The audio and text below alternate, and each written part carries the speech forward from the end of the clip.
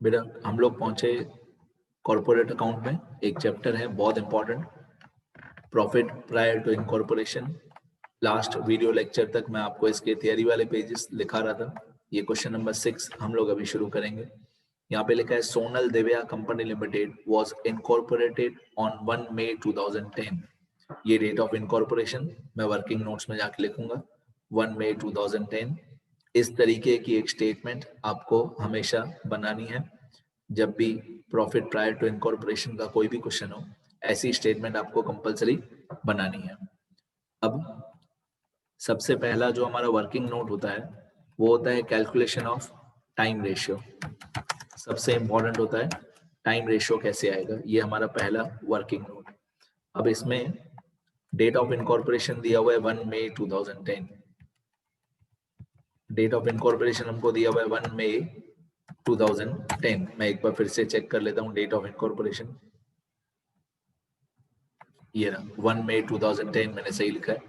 Sonal Devia company limited was incorporated on 1 May 2010 to take over the running business of Sonal and Devya from 1st January 2010. The accounts of the company for the year ending on 31 December 2010 are disclosed the following details. तो हमारा जो accounting year हमको दिया हुआ है, accounting year हमको दिया हुआ है 1 जनवरी 2010 से 31 दिसंबर 2010। ये हमको अकाउंटिंग ईयर दिया हुआ है 1 जनवरी 2010 से 31 दिसंबर 2010। तो मैं ये अकाउंटिंग ईयर भी वर्किंग नोट्स में जाके लिख देता हूँ। सबसे पहले हमारा अकाउंटिंग ईयर दिया हुआ है 1 जनवरी 2010 से 31 दिसंबर 2010। ये अकाउंटिंग ईयर हमको दिया हुआ है 1 जनवरी 2010 से 31 जनवरी 2010। अब ये अकाउंटिंग ईयर बहुत इंपॉर्टेंट है, इसी में से हमारा टाइम रेशियो आएगा। पहले हम लोग क्या करेंगे, हमारे अकाउंटिंग ईयर के बिगनिंग से लेकर 1 मई तक हम लोग कैलकुलेट करेंगे कि पहले जब से लेकर हमारा अकाउंटिंग ईयर बिगिन हुआ 1/1/2010 से डेट ऑफ इनकॉर्पोरेशन तक 1/5/2010 तक कितने महीने हुए, फिर 1/5/2010 से लेकर 31 दिसंबर 2010 तक कितने मंथ्स हुए। तो हम ये मंथ्स काउंट करेंगे तो हमारा टाइम रेशियो आ जाएगा।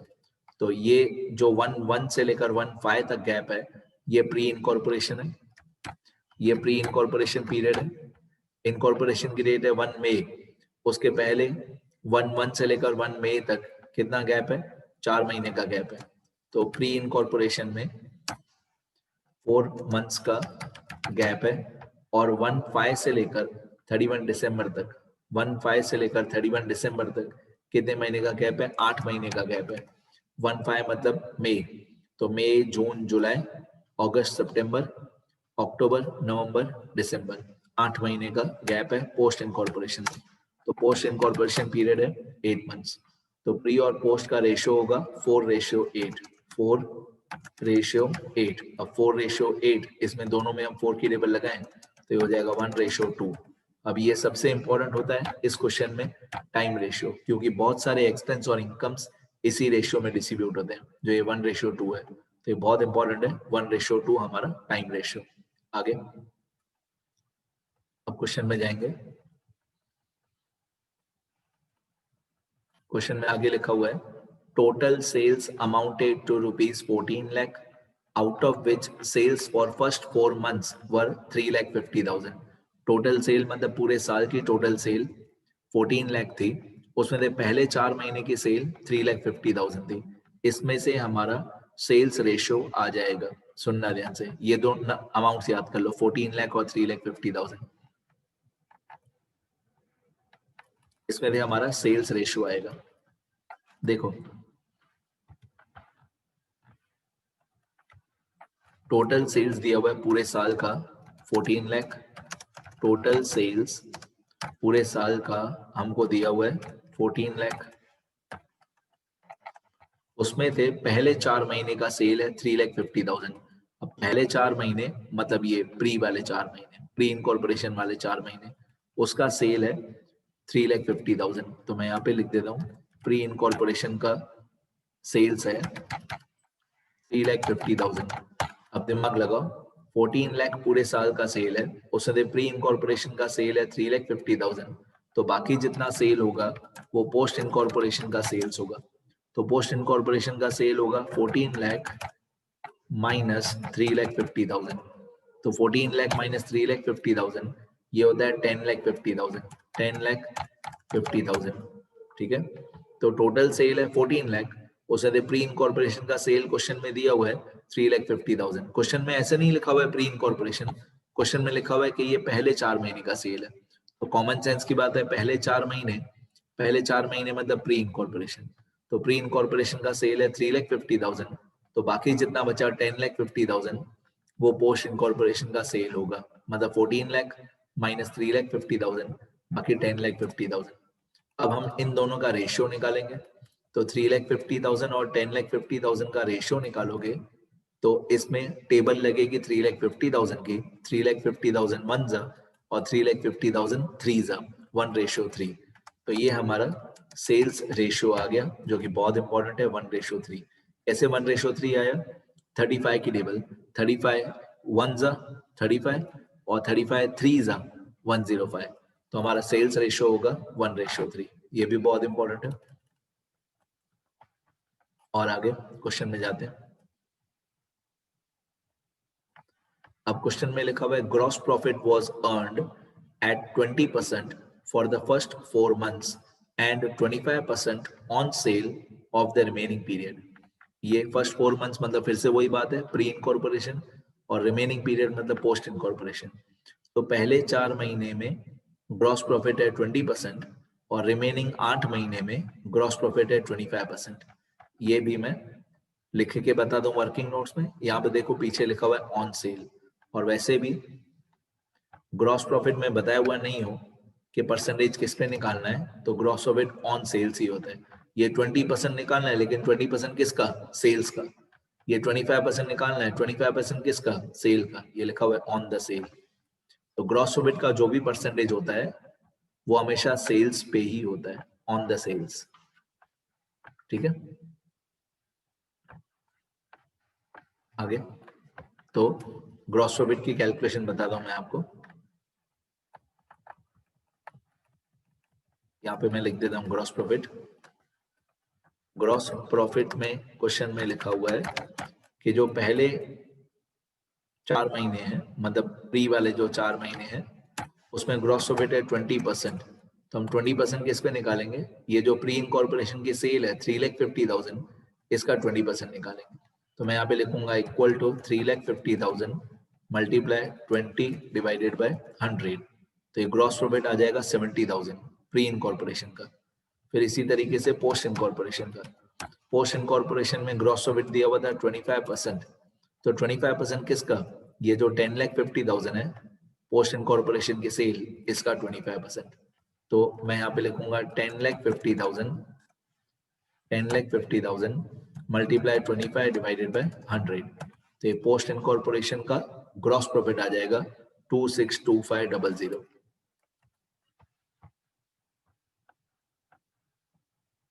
ठीक है, तो ये हो गया हमारा 3,50,000 का 20% 70,000, और ये हो गया 10,50,000 का 25% 262500।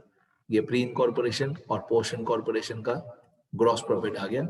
एक्चुअली ग्रॉस प्रॉफिट हमारे स्टेटमेंट की पहली लाइन में आता है, हमारे स्टेटमेंट की फर्स्ट लाइन में आता है ग्रॉस प्रॉफिट। तो ये अमाउंट्स याद कर लो, 70,000 और 262500। ये पूरे चैप्टर में कैलकुलेशन बहुत टिपिकल है, कैलकुलेशन पे ध्यान देना।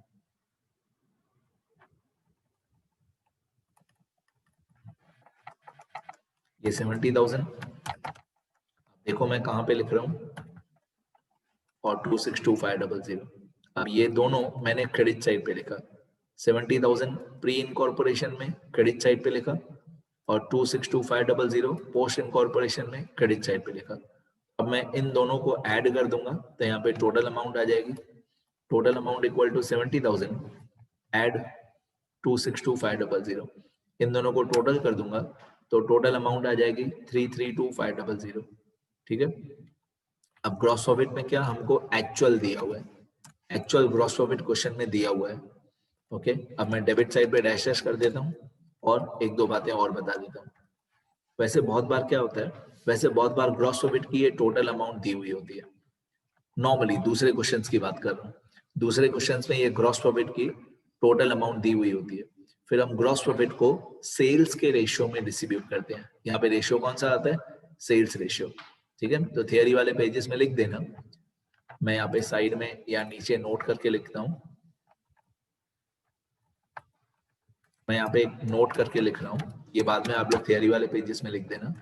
If total amount of gross profit is given, if total amount of gross profit is given, then it should be distributed, it should be distributed in sales ratio. तो अगर कोई ऐसा question हो जिसमें ग्रॉस प्रॉफिट की total amount दी हुई है तो हम सेल्स रेशियो में डिस्ट्रीब्यूट करेंगे। तो अभी तक इस क्वेश्चन में मैंने आपको टाइम रेशियो बता दिया, सेल्स रेशियो बता दिया, अभी तक मैंने आपको ये टाइम रेशियो की कैलकुलेशन बताई, सेल्स रेशियो बताया और ग्रॉस प्रॉफिट बताया। ठीक है, अभी तक इतना ही बताया। अब देखते हैं और आगे क्वेश्चन। और आगे क्वेश्चन में लिखा हुआ है the credit sales for the pre incorporation period were 2,10,000 and for post incorporation period were 9,10,000। अब ये 2,10,000 और 9,10,000 कहीं पे रिकॉर्ड नहीं होता है, इसका ये कहीं पे हम लोग रिकॉर्ड नहीं करते हैं, लेकिन क्रेडिट सेल जो है 2,10,000 और 9,10,000 ये बैड डेट्स को डिस्ट्रीब्यूट करने में काम आएगा, इसका रेशियो। तो मैं ये वर्किंग नोट में लिख देता हूँ, रेशियो ऑफ क्रेडिट सेल।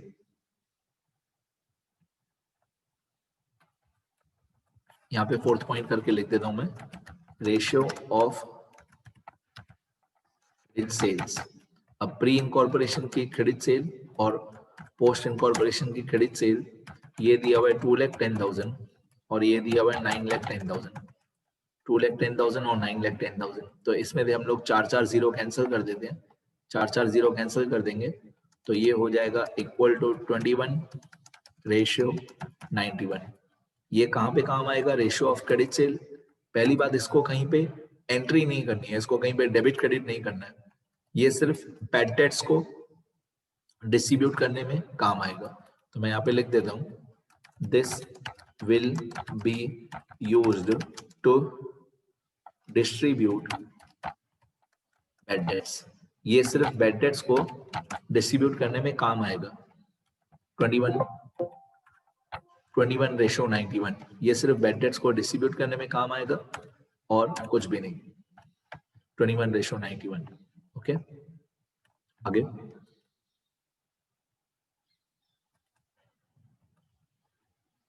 आगे फिर लिखा हुआ है कमीशन ऑन सेल्स। यहाँ पे लिखा हुआ है commission on sales 3% on cash sales and 2% on credit sale. अब ये कमीशन ऑन सेल है, इसकी कैलकुलेशन भी बहुत टिपिकल होने वाली है, ध्यान से सुनना। कमीशन की calculation 3% on cash cell, 2% on credit cell.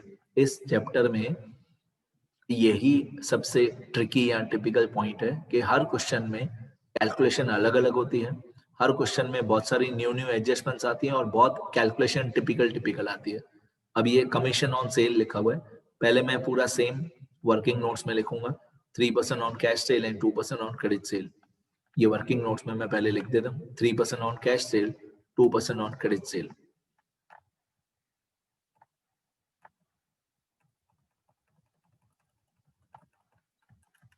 यहाँ पे मैं वर्किंग नोट्स में लिखता हूँ कमीशन।